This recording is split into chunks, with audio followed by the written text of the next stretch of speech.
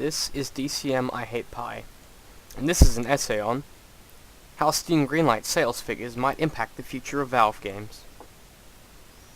So before we begin, I think we should briefly talk about what Steam Greenlight is, what it's actually been implemented for, and just discuss briefly its impact on the market already. So, from Valve's direct FAQ, Steam Greenlight is a system that enlists the community's help in picking some of the new games to be released on Steam. Developers post information, screenshots, and video for their game, and seek a critical mass of community supporters in order to get selected for distribution. Now, all of the references I use and all the information I get will be in the link down below, so you can click through to those links if you're curious as to where I'm getting my information. And this way you know that what I'm saying is factual. So, the way Steam Greenlight works is effectively you submit a game as an indie developer, so you can't be under a larger publishing title like EA, Bethesda, or anything like that. And effectively you submit a game for Steam Greenlight. Valve effectively go through a process of evaluating its ability to sell and its completion level. Then it goes through a process of Steam user votes, and then the games are eventually what is known as greenlit. And then the indie developer pays a $100 USD buy-in, and then if it gets enough votes, then it becomes officially released on Steam, and is no longer considered a Greenlight title. So, Jules Watcham, who is a dev on Mutant Muds, said that Greenlight is, after all, a popularity contest, but there isn't anything wrong with that, end quote. So many have begun to notice that in recent weeks, Greenlight has become a list of Slender Man clones, knockoff first-person shooters, or simply incomplete RPG games that attempt to mirror the success of titles such as The Elder Scrolls, Bioshock, or even Valve's own Half-Life. So this has prompted a lot of discussion amongst the internet. Greenlight, what is it good for? My answer is a complex one.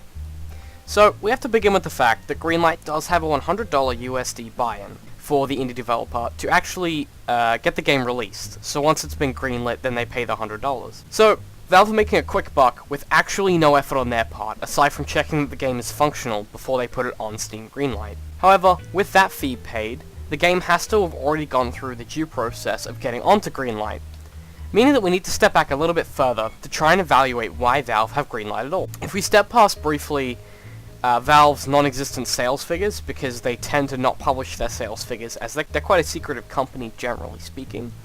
We know that in 2012, they had a 50% increase in sales through their Steam distribution platform, and they now claim to have a whopping 25 million registered users of their Steam service.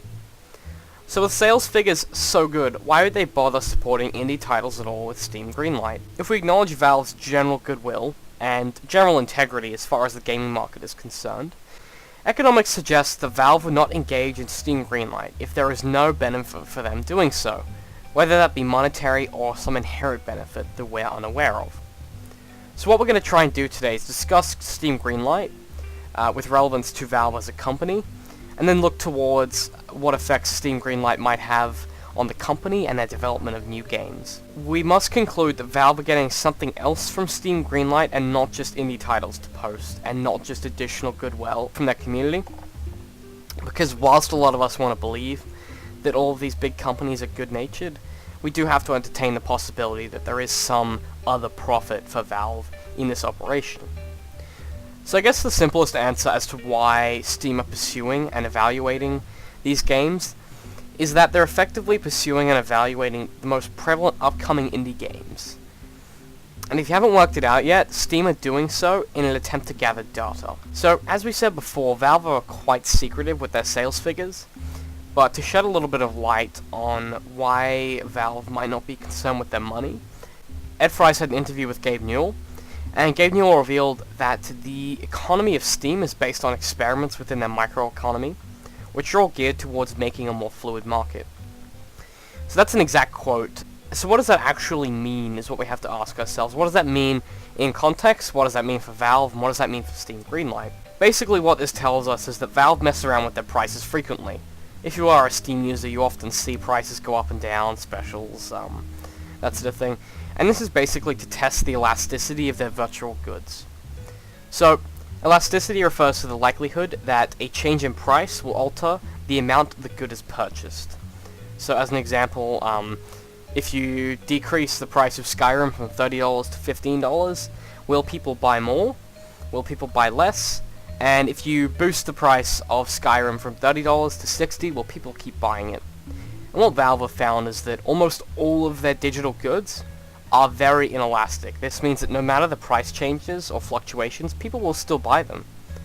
As a matter of fact, Black Ops 2 went on special 4 weeks ago, and after the special ended, they saw a higher increase of sales after the special had finished than during the special. So what does this tell us, really? This tells us that Valve are making a lot of money, and are able to make a lot of money even with high prices on their products. This suggests to us that a lot of Steam's goods are inelastic. So with such a huge number of inelastic products, Valve can basically do what they like with the price of their products, and people will keep buying it. So they effectively have their own economy that they can run almost indefinitely. So again, why bother with Greenlight? The answer, again, is that basically Greenlight is marketing. It's market research. So there's a variety of indie games on Steam Greenlight, approximately 692 uploaded when I'm writing this article, that have been posted onto Greenlight. And we can assume that at least triple that number of games have been submitted to Valve's Greenlight service. As Gabe Newell said, that approximately 1/3 of the games do make it onto the platform of those that are submitted.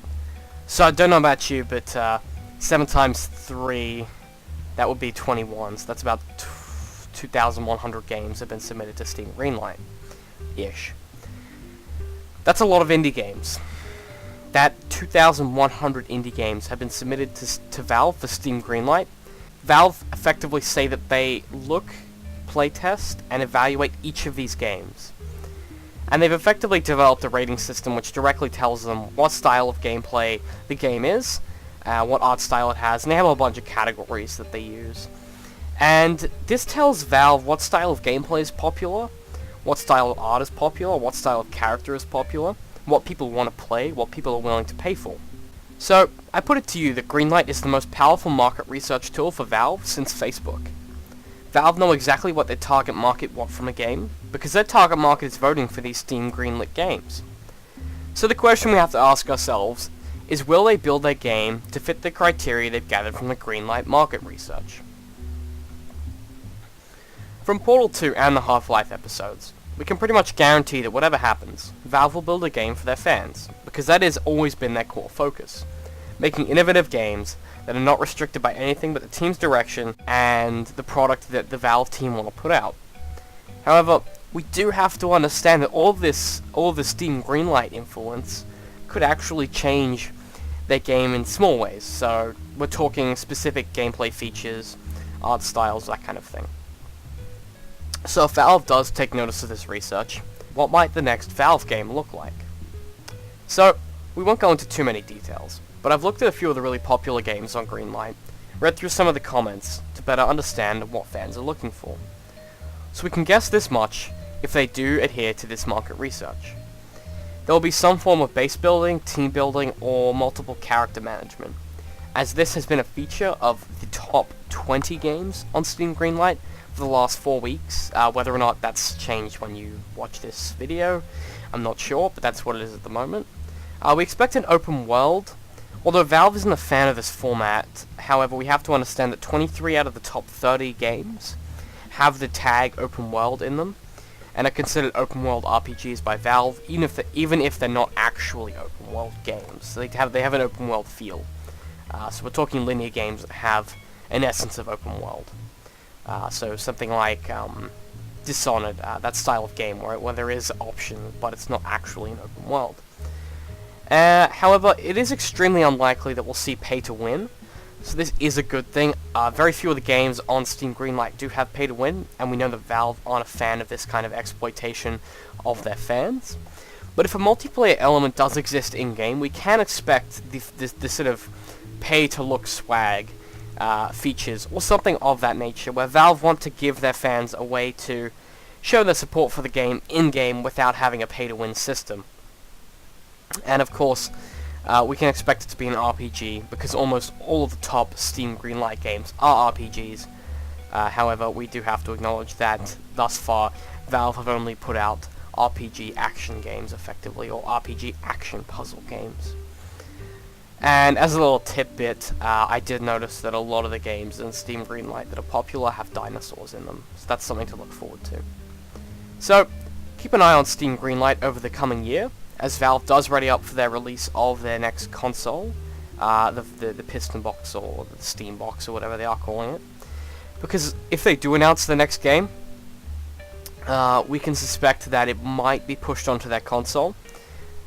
So if they do announce the console officially and give specs and that kind of thing, we can expect maybe some details about the next game. But if not, when the game is released, keep an eye out on Greenlight until then, and you might get a feel for what we might expect.